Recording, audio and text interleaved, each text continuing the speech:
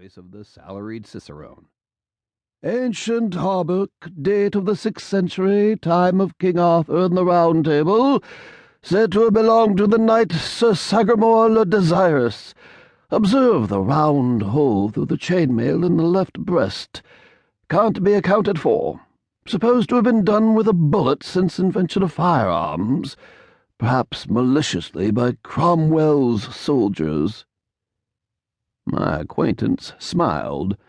Not a modern smile, but one that must have gone out of general use many, many centuries ago, and muttered, apparently to himself, "Wit ye well, I saw it done." Then, after a pause, added, "I did it myself." By the time I had recovered from the electric surprise of this remark, he was gone. All that evening I sat by my fire at the Warwick Arms, steeped in a dream of the olden time, while the rain beat upon the windows and the wind roared about the eaves and corners. From time to time I dipped into old Sir Thomas Malory's enchanting book and fed at its rich feast of prodigies and adventures, breathed in the fragrance of its obsolete names, and dreamed again.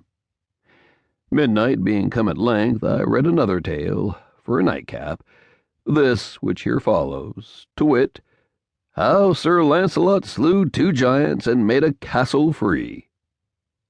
Anon withal came there upon him 2 great giants, well armed, all save the heads, with 2 horrible clubs in their hands. Sir Launcelot put his shield afore him, and put the stroke away of the one giant, and with his sword he clave his head asunder. When his fellow saw that, he ran away as he were wood, for fear of the horrible strokes, and Sir Launcelot after him with all his might, and smote him on the shoulder, and clave him to the middle. Then Sir Launcelot went into the hall, and there came afore him 60 ladies and damsels, and all kneeled unto him, and thanked God and him of their deliverance.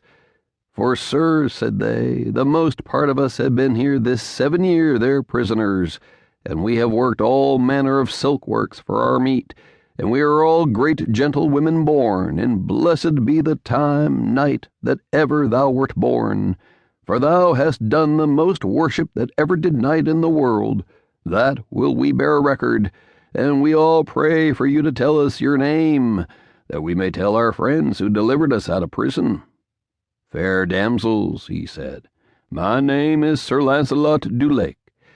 And so he departed from them, and betaught them unto God. And then he mounted upon his horse, and rode into many strange and wild countries, and through many waters and valleys, and evil was he lodged. And at the last, by fortune, him happened against a knight to come to a fair courtelage, and therein he found an old gentlewoman that lodged him with a good will, and there he had good cheer for him and his horse.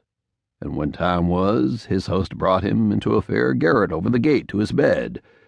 There Sir Launcelot unarmed him, and set his harness by him, and went to bed, and anon he fell on sleep. So soon after there came one on horseback, and knocked at the gate in great haste. And when Sir Launcelot heard this, he rose up, and looked out at the window, and saw by the moonlight 3 knights come riding after that one man, and all 3 lashed on him at once with swords, and that one knight turned on them knightly again, and defended him. "Truly," said Sir Launcelot, "yonder one knight shall I help, for it were shame for me to see 3 knights on one, and if he be slain, I am partner of his death." And therewith he took his harness, and went out at a window by a sheet down to the 4 knights. And then Sir Launcelot said on high, "Turn you knights unto me, and leave your fighting with that knight."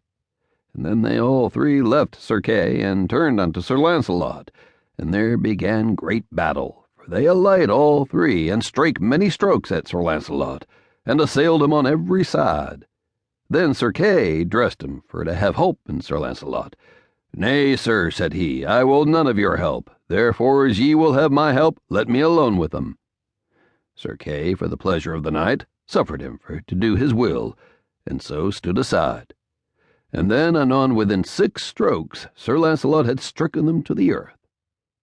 And then they all 3 cried, "Sir Knight, we yield us unto you as